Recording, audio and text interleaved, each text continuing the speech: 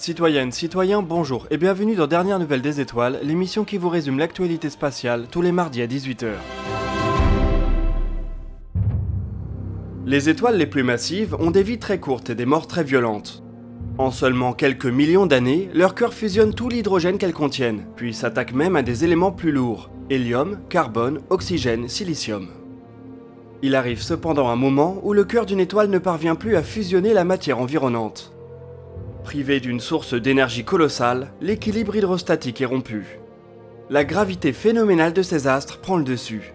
En une fraction de seconde, leur cœur s'effondre sur lui-même. L'onde de choc rebondit sur le centre et finit par souffler les couches externes de l'étoile dans une gigantesque explosion, une supernova. C'est par exemple le destin qui attend l'étoile Bételgeuse dans un avenir plus ou moins proche.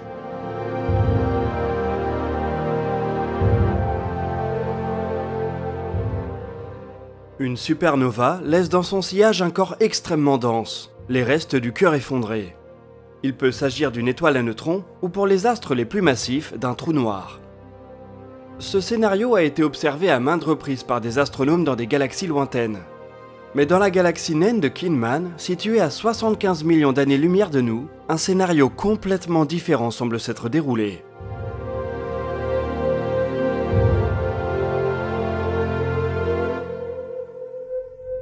Entre 2001 et 2011, plusieurs équipes d'astronomes se sont intéressées à cette galaxie. Ce qui la rend particulière, c'est que son spectre montre une très faible métallicité. Ce même spectre porte une autre signature remarquable, celle d'une étoile variable lumineuse bleue. Ces étoiles géantes et instables sont très lumineuses et très rares. Elles sont certainement toutes proches de leur fin de vie. Celle qui nous intéresse n'a pas été observée directement. Elle a laissé des raies caractéristiques dans le spectre de sa galaxie hôte.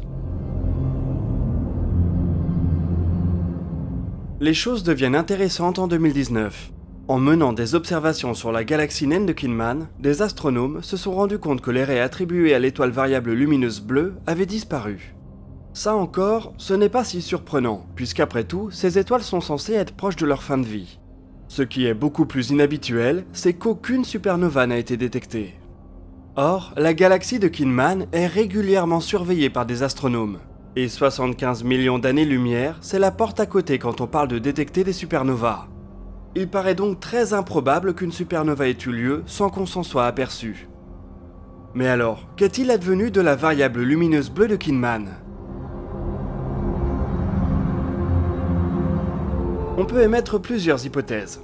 Par exemple, un concours de circonstances, qui aurait vu l'étoile entrer dans une phase de faible activité, en même temps qu'elle nous aurait été dissimulée par un nuage de poussière. Dans ce cas, les raies spectrales caractéristiques de l'étoile variable finiront un jour par refaire surface. L'autre possibilité touche à un phénomène qui n'a encore jamais été observé.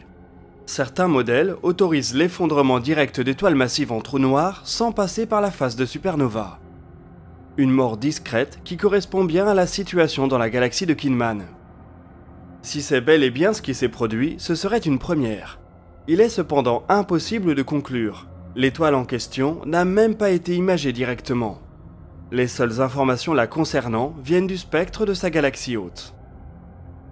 Les étoiles variables lumineuses bleues sont malheureusement très rares, et d'éventuels points de comparaison seront probablement situés plus loin et plus difficiles à observer. Le mystère de la géante disparue de Kinman pourrait donc rester entier. Sa galaxie hôte va cependant continuer à être observée, puisqu'elle reste très intéressante de par sa faible métallicité. Alors peut-être qu'un jour, on finira par comprendre quel fantastique phénomène a eu lieu à 75 millions d'années-lumière de la Terre.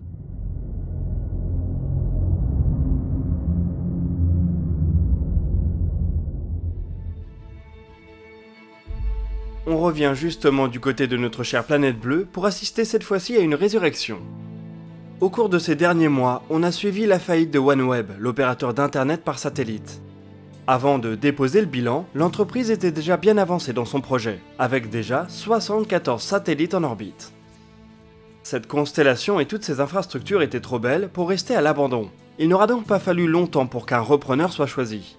Comme pressenti la semaine dernière, ce sont bien les Britanniques qui rentrent dans le jeu. Enfin, pas seulement. Un consortium constitué du gouvernement du Royaume-Uni et de l'opérateur de télécom indien Bharti Global va injecter 1 milliard de dollars dans l'entreprise.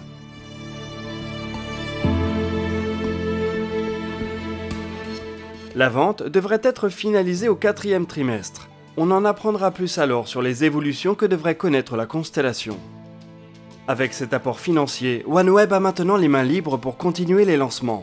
L'entreprise va par ailleurs pouvoir s'appuyer sur le réseau commercial de Bharti Global. L'entreprise indienne possède déjà un demi-milliard de clients qui seront potentiellement intéressés par cette nouvelle forme d'accès à Internet. On ne sait par contre pas encore ce qu'il advient des contrats de lancement avec Arianespace. Un repreneur américain ou chinois aurait probablement compromis ceci, portant un coup dur à l'industrie européenne.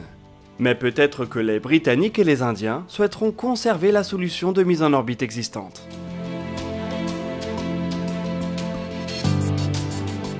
En attendant, on continue de se demander quel rôle ces méga-constellations vont occuper pour l'Internet de demain.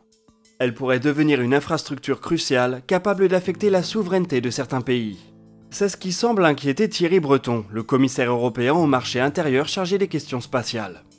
Dans une interview accordée au Figaro, il encourage l'Union à se doter d'une solution capable de rivaliser avec Starlink ou OneWeb.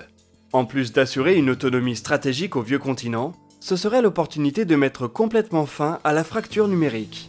Fini les zones blanches dans les campagnes ou les îlots reculés. Évidemment, ce serait aussi une très bonne nouvelle pour Arianespace, qui serait probablement le partenaire de choix.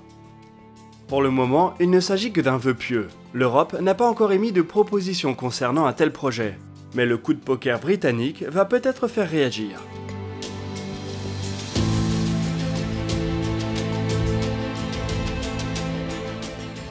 Pour finir sur le sujet des constellations dédiées à l'Internet, Starlink continue tranquillement à ancrer son leadership. Demain, SpaceX procédera au 10e lancement d'une grappe de satellites. Comme lors du dernier vol, ils seront un peu moins de 60 à décoller, ce qui permettra d'embarquer des charges commerciales en passagers secondaires. Une fois ce tir effectué, un peu moins de 600 satellites Starlink seront en orbite, soit plus ou moins l'entièreté de ce que prévoit la constellation OneWeb. Cela devrait permettre à Starlink de démarrer les opérations commerciales assez rapidement. Depuis le mois dernier, l'entreprise recrute des bêta-testeurs qui devraient commencer à expérimenter avec le service au cours de l'été. Elon Musk a récemment communiqué certains des objectifs de performance du réseau. Pour la première génération de satellites, Starlink espère offrir un temps de latence de 20 millisecondes. Cela pourrait ensuite descendre à 8 millisecondes grâce à la deuxième génération de satellites placés sur une orbite plus basse. Si les vitesses suivent, l'Internet par satellite pourrait donc offrir une alternative viable à la fibre. On en aura probablement le cœur net d'ici quelques mois.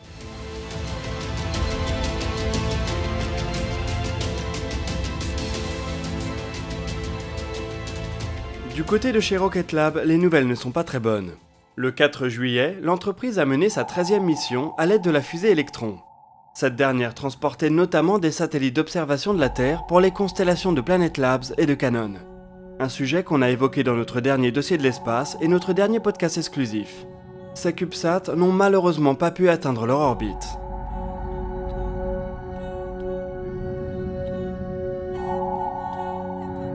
« 6 minutes et demie après le décollage, alors que le second étage était en train de pousser, une procédure en réponse à une anomalie a été déclenchée. La télémétrie montrait alors que le lanceur était en train de perdre de l'altitude. 20 minutes plus tard, l'entreprise a confirmé que la fusée et sa charge utile étaient perdues. Pour Rocket Lab, il s'agit du premier échec d'une mission commerciale. Un faux pas dangereux alors que la concurrence sur le marché des micro-lanceurs s'apprête à exploser. C'est encore une fois un rappel que les lancements orbitaux sont des aventures qui restent incertaines, quels que soient les progrès technologiques effectués. Bien peu de lanceurs peuvent se targuer d'afficher un taux de succès de 100%. Ce lancement raté est un peu à l'image de 2020 pour les activités spatiales. On s'attendait à une année record, mais pandémie oblige, il faut réviser les ambitions à la baisse. Sur les 6 premiers mois de l'année, seuls 49 tirs orbitaux ont été effectués. 5 de ces lanceurs ont échoué dans leur mission, ce qui nous amène à un taux d'échec de 10%. On a vu mieux.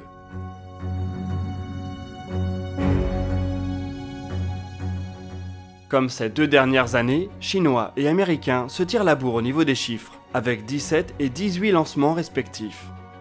L'Europe est complètement paralysée par la situation sanitaire en Guyane. Seuls 2 lancements ont été réalisés en 6 mois. On attendait le retour en vol de Vega en juin, mais c'est maintenant la date du 17 août qui est visée pour la mission VV16. La deuxième partie de l'année promet toutefois d'être très intéressante. D'ici la mi-août, on devrait voir décoller 3 nouvelles missions martiennes. Une américaine, une chinoise et la première aventure interplanétaire des Émirats Arabes Unis. En août, on assistera probablement aussi au retour du vaisseau habité Crew Dragon, ce qui signera son entrée définitive en service actif. Le premier vol du nouveau lanceur japonais H3 ainsi que les premiers bons du Starship devraient aussi venir pimenter la fin d'année. Du côté des petits lanceurs, Launcher One devrait refaire une tentative en août, tandis que l'entreprise chinoise Galactic Energy vise toujours un premier vol avant la fin de l'année.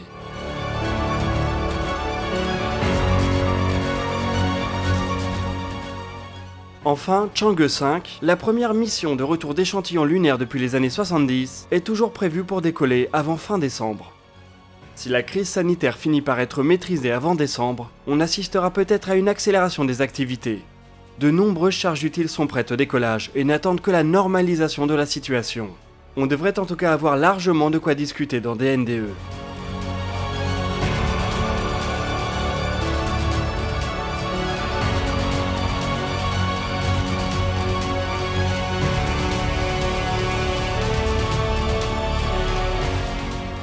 Et nous voici déjà arrivés au bout de cet épisode de Dernières Nouvelles des Étoiles. Comme d'habitude, je vous invite à partager vos remarques et vos questions dans les commentaires. On répondra à certaines d'entre elles dans la vidéo qui sortira le dimanche 19 juillet à 18 h. Vous pouvez d'ailleurs consulter la description de la vidéo pour retrouver nos sources, des liens vers nos réseaux sociaux ou pour écouter nos podcasts exclusifs. Quant à nous, on se donne rendez-vous jeudi à 18 h pour un nouveau dossier de l'espace. Et d'ici là, citoyennes, citoyens, portez-vous bien.